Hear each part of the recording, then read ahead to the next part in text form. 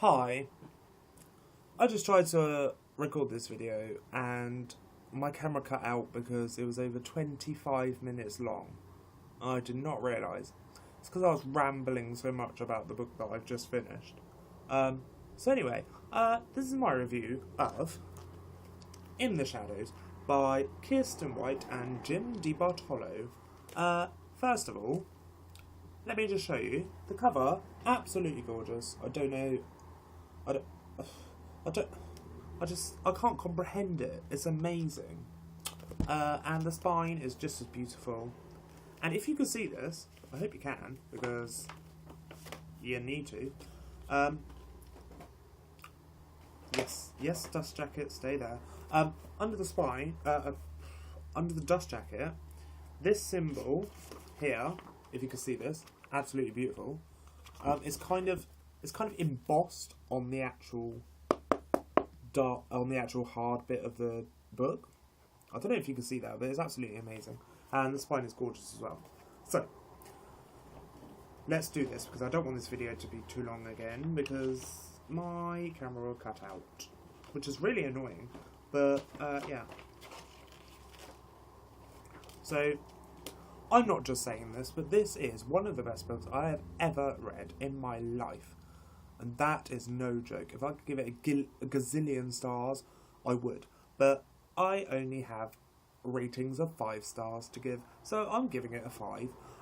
It's told in text form by Kiersten White, which is here, an example. And it's also told partly in graphic novel. Type, if you would call it that.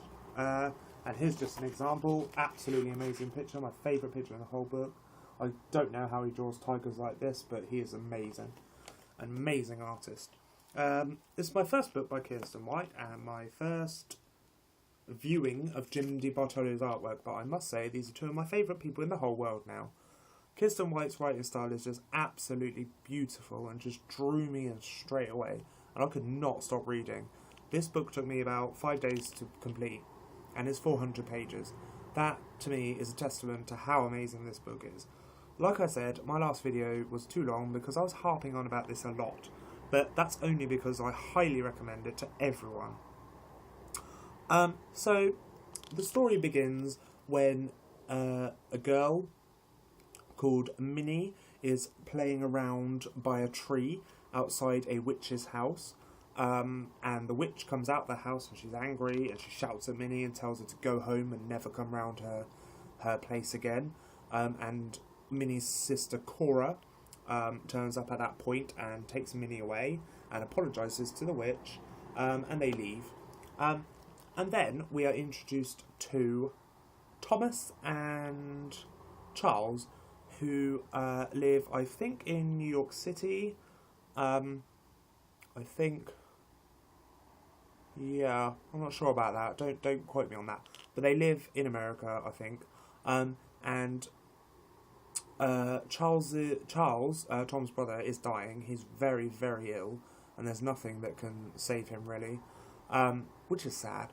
But anyway, one night Tom lingers around his father's study because he hears voices, and the voice he hears is his father's and a woman's, and Tom is confused because his father never lets anybody in the house, and let alone a woman, and they're talking in Tom's dad's study, and they're talking about sending the two boys away for a bit, and then the next morning at breakfast, their dad, Tom and Charles's dad, sits them down at breakfast and says to them, "Look, you're going away somewhere for the summer. I'm doing this because of Charles's health," which we find out later on is a lie. That's not a spoiler, don't worry. Nah, it's not really a spoiler. Yeah, I had to think about that. But yeah, so that's what happens, and then they go, and they stay in this boarding house. I'm not sure where it is. I think it might be in England. Yes. And they stay with this family called the Johnsons, which are made up of Minnie and Cora, who were introduced to in the first part of the book, and Mrs. Johnson. And yes, one day Tom goes out to buy apples in the local town centre for Charles to cheer him up and make him feel better. And he hears the same woman talking to somebody else in the square. The same woman that was in his father's study. And he's like, well, hang on a minute, why is she here? And why has she followed us all the way here? And then he goes back and tells Cora and Minnie and Charles, I think. And they decide to follow the woman, whose name is Constance. They decide to follow her, and they discover... they basically discover a group called the Ladon Vitae. And these people are immortal, and they have a curse / power put upon them by an ancient evil. And yes, they discover that there's another character we're introduced to called Arthur, who is also staying at the boarding house, Arthur Wolcott, and his father was part of the group known as the Ladon Vitae, and he did something. I think he betrayed them, or something like that, and now they want to kill somebody related to him, because he owes a debt to them, and they need a blood sacrifice. Yes, that is the basic story.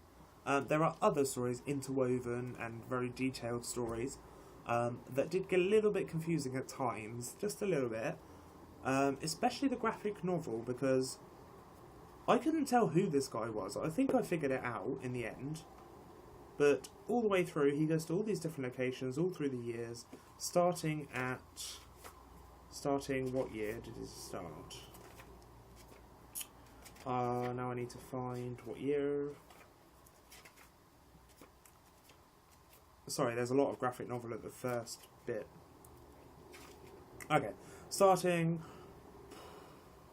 in 1900, all the way up to the present day, or it says present day in the book, so I presume that means, like, whenever you're reading it. But yeah, so from 1900 all the way up to yesterday, it says, so, you know, whenever you're reading it. Yeah, and I didn't really understand that bit. I mean, I kind of figured out who the guy was. Kind of. But, yeah, the story is brilliant. The art is amazing. I think Jim Di Bartolo is absolutely fantastic. And so is Kiersten White. My first Kiersten White book, and it was amazing. Her writing style is just absolutely beautiful and poetic and dreamy. And the words she uses are just amazing. And also... like, there is more to the story, but like I said, I don't want to harp on about it. I don't really want to ruin anything. I mean, I could go on about this I could talk about this for 2 years and probably not get bored. Well, actually, I would get bored, but you know what I'm saying. Yeah, but like I said, I don't really want to give anything away, but at a certain part in the book, they follow these people, Tom, Charles, Minnie, and Cora, follow these people who are part of the Ladon Vitae, into, like, underwater caves called caverns, and the witch Mary, whose house Minnie was playing outside in the beginning of the book, she is saying that she's old and she's tired and she really doesn't want to be immortal anymore. She's bored of it and she wants to go to sleep forever, and she wants somebody to take the burden from her. And they all wear these... everybody who's part of the Ladon Vitae wear these green scarab beetle necklaces that make them immortal, and she offers the pendant to Charles, Tom's brother, because he is dying, and he says, no, I'm prepared for death, you know, I want to die, I need to die, I've prepared myself for it, I don't want the necklace. And then Tom tries to trick Mary into giving him the necklace, because he's going to give it to his brother, without him knowing that he's going to give it to his brother. And his brother's like, no, I don't want that, please. I've come to terms with the fact that I'm going to die. Just let me die. And then Tom kind of realises that, well, actually, I'm just going to go for it, and I'm going to get the necklace. I'm going to give it to him, whether he likes it or not. But before he can get there, Arthur Wolcott, who is the son of the guy who owes a blood sacrifice to the Ladon Vitae, he grabs it. He can't stop himself. But instead of using and he becomes immortal, but instead of using the power for evil, he uses it for good. And while he's burying Mary the witch out at sea, because she's now dead, she whispers something to him about a beast, and he has to kill the beast to release the